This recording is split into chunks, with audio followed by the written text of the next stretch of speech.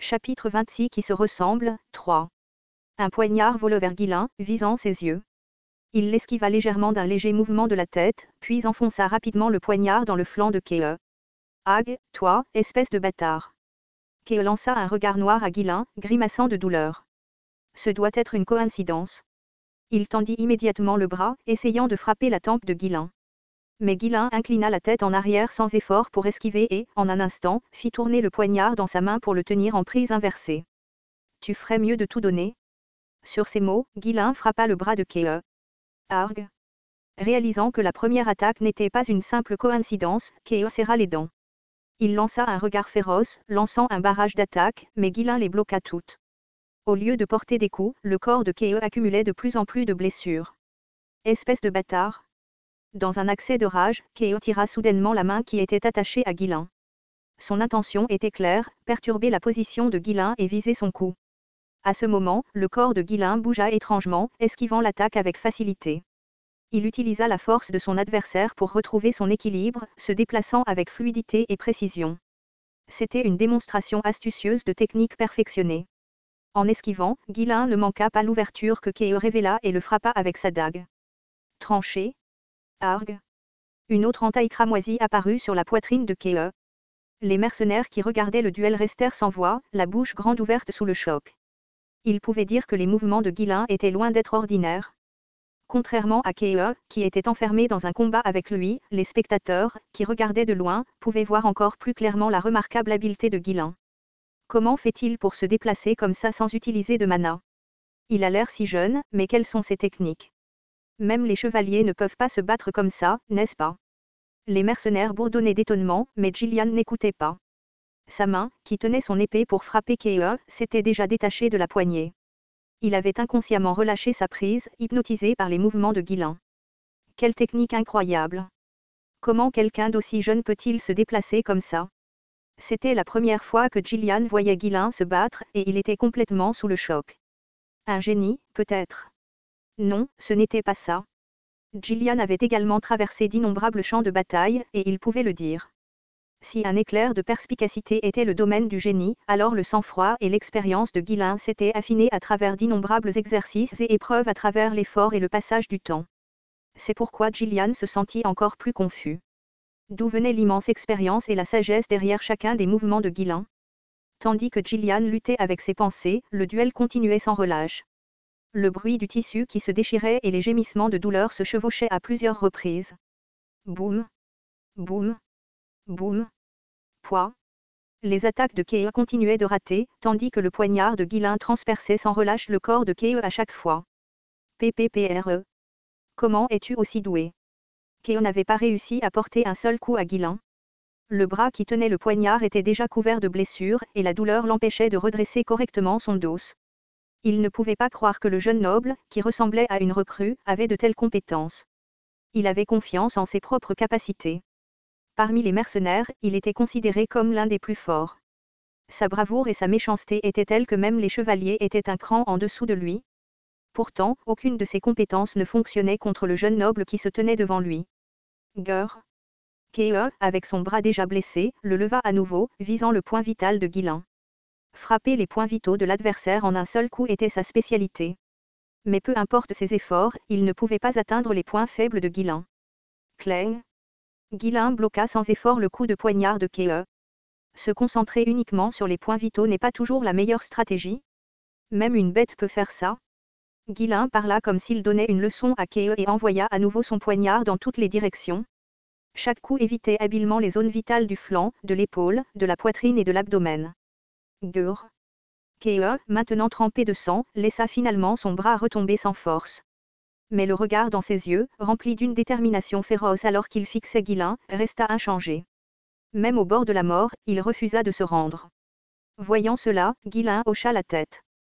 Ton courage est impressionnant. Je te félicite de ne pas avoir utilisé de mana jusqu'à présent. Ne me fais pas rire.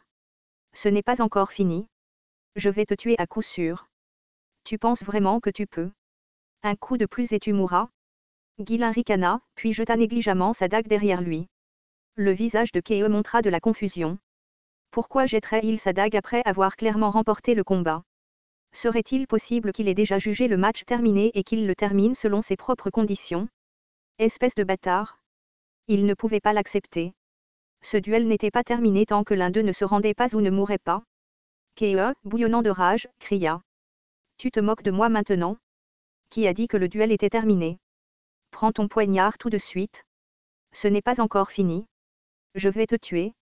En voyant l'explosion de Keo, Guilin se gratta négligemment l'oreille avant de parler. Qui a dit que c'était fini? Quoi? Je n'ai pas l'intention de le finir non plus. Alors pourquoi as-tu jeté ton poignard? Avant que Keo ne puisse finir sa phrase, Guilin leva le poing avec un sourire. Maintenant, c'est l'heure de ta leçon. Tu dois apprendre à contrôler ton tempérament. Quoi? Pris au dépourvu, Keo ne comprenait pas ce que disait Guilin. C'est à ce moment-là que le poing de Guilin vola vers sa tempe. Boum! Gars! Keo chancela lourdement sous le coup inattendu. Même à ce moment-là, il balança son poignard, essayant d'attaquer Guilin. Sa vitesse de réaction était étonnamment rapide. Guilin, intérieurement impressionné, sourit de satisfaction. Mais l'admiration et l'enseignement étaient deux choses différentes. Il saisit le poignet de Keo, qui tenait le poignard et le tourna dans la direction opposée. Astérisque crac, astérisque. Ag. Le bruit des os qui grinçaient résonna lorsque Keo lâcha son poignard. Guilin le releva légèrement du pied, l'envoyant dans les airs. Attrapant le poignard en plein vol, il coupa rapidement la corde, liant leurs mains ensemble. Astérisque clac, astérisque. Keo, qui tirait sur la corde de toutes ses forces, perdit soudainement sa retenue et trébucha en arrière. Ce n'était que quelques pas, mais cela lui suffisait pour sortir du ring. Merde. Selon les règles, une autre façon de perdre sans mourir ou se rendre était de sortir du ring. Réalisant ce qui s'était passé trop tard, le visage de Keo devint sombre. Bien qu'il n'ait jamais eu peur de la mort auparavant, c'était une situation inévitable. TCH. Keo cracha de la salive sanglante sur le sol et lança un regard noir à Guilin. On dirait que je suis sorti du ring sans m'en rendre compte. Considère-toi chanceux, recrue. Malheureusement, je suppose que nous allons devoir arrêter ici. Je vais concéder la défaite. Difficile de croire qu'un jour comme celui-ci puisse arriver. Il n'était pas mort, ni ne s'était rendu. C'était seulement parce que la corde avait été coupée, ce qui l'avait fait sortir du ring accidentellement. Il pouvait maintenant mettre fin au duel tout en sauvant la face, en prétendant que c'était dû aux règles plutôt qu'à un manque de compétences. Pour Keo, c'était le meilleur résultat possible.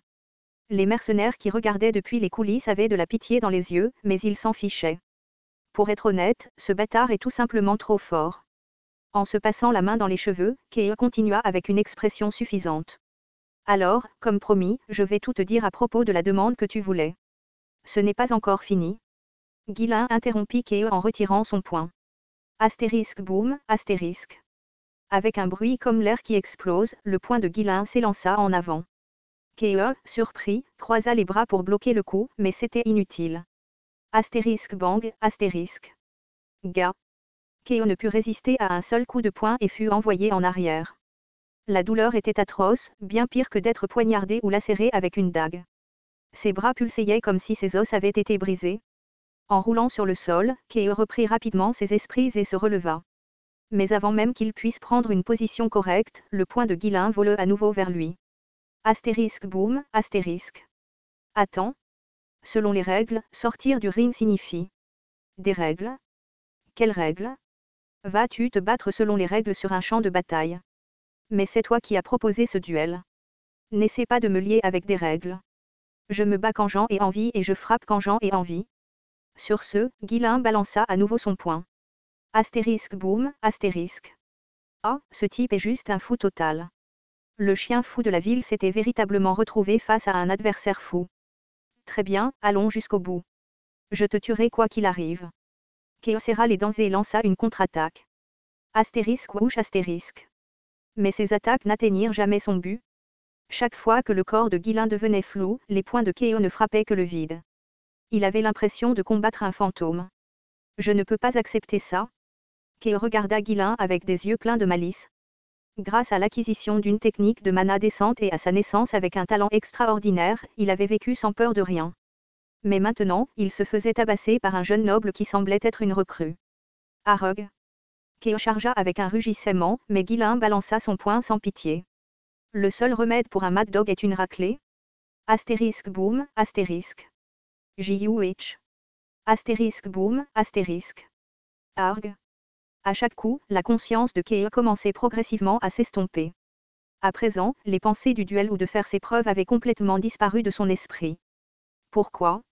Pourquoi suis-je battu comme ça? Astérisque boum, astérisque. Qu'est-ce que j'étais en train de faire? La perte de sang et les coups continus rendaient difficile la résistance même pour un mercenaire robuste comme lui. Ses yeux devinrent flous comme s'il était ivre et il tituba. Les mercenaires qui l'observaient déglutirent nerveusement. Est-ce que quelqu'un peut même battre un homme comme ça? Il va mourir à ce rythme? Ne devrions-nous pas arrêter ça? Le duel est pratiquement terminé, n'est-ce pas? Il aurait dû le tuer plus tôt. Après tout, on ne s'en prend pas aux nobles. Je savais que ce jour viendrait. Et c'était précisément ce que Guillain avait visé. C'était le genre d'homme qui essaierait toujours de renverser leur maître s'ils n'établissaient pas leur domination. Astérisque boum. Boum. Boum, astérisque. Même là, les coups de poing de Guillain ne s'arrêtèrent pas. Dans la vision déclinante de Kei, il pouvait voir le visage de sa grand-mère décédée depuis longtemps. Ah, grand-mère. Quand es-tu arrivée ici? L'omelette que tu préparais me manque. En voyant le regard nostalgique de Kei, Guillain arrêta son assaut. Le timing était impeccable. HM, c'est la fin. Astérisque boum, astérisque. Dès que Guillain recula d'un signe de tête, Kei s'effondra au sol, inconscient. Capitaine. Les mercenaires se précipitèrent pour voir Kei et secouèrent la tête. Il est foutu. Sa respiration est trop superficielle. Il va bientôt mourir. Dire que notre capitaine mourrait si pitoyablement. Les mercenaires baissaient les yeux, gardant un œil attentif sur Guillain. Il n'y en avait pas un seul qui pouvait se tenir debout face à une violence aussi écrasante, assez pour faire s'agenouiller le colérique Kei. Alors qu'il observait silencieusement Kei allongé sur le sol, Guillain parla. Gillian, amène la personne que j'ai appelée. Ah, oui, compris. Gillian, n'ayant pas le temps de s'étonner de l'habileté de Guillain, disparut rapidement de la scène. Il revint quelques minutes plus tard, portant un prêtre sur son dos. Il s'avéra qu'avant même que Guillain n'arrive, il avait payé une somme conséquente pour que le prêtre soit en attente dans une auberge voisine. Le seigneur Guillain prévoit vraiment tout. Au début, Gillian ne comprenait pas pourquoi ils avaient besoin d'appeler un prêtre. Mais maintenant, il était clair que Guillain avait anticipé cette situation.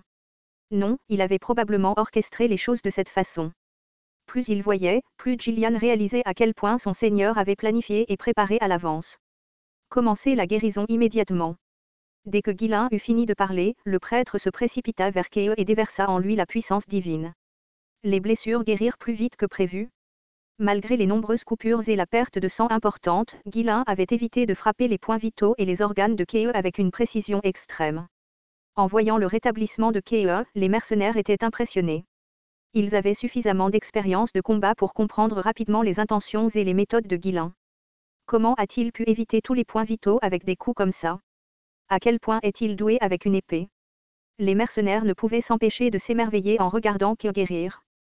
Une fois le traitement terminé et un certain temps écoulé, Kei ouvrit lentement les yeux et murmura. Grand-mère? Grand-mère? Reprends-toi maintenant. Au son de la voix de Guillain, Kei releva brusquement la tête et recula en rampant sur le sol. Je suis toujours en vie. Je jure que j'ai vu ma grand-mère morte. Il y a beaucoup de gars qui prétendent rencontrer des êtres chers après que je les ai frappés. Quoi qu'il en soit, j'apprécierais que nous puissions signer le contrat aujourd'hui. Je suis un peu occupé. Kei, levant les yeux vers Guillain, qui arborait maintenant un sourire insouciant complètement différent de celui qu'il avait lorsqu'il se battait, se leva en titubant. Se grattant la tête à plusieurs reprises, il cracha par terre et dit. Allons, l'écrire maintenant.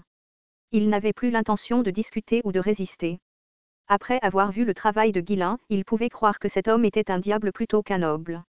Et puisqu'il avait perdu le duel, il devait se soumettre au résultat.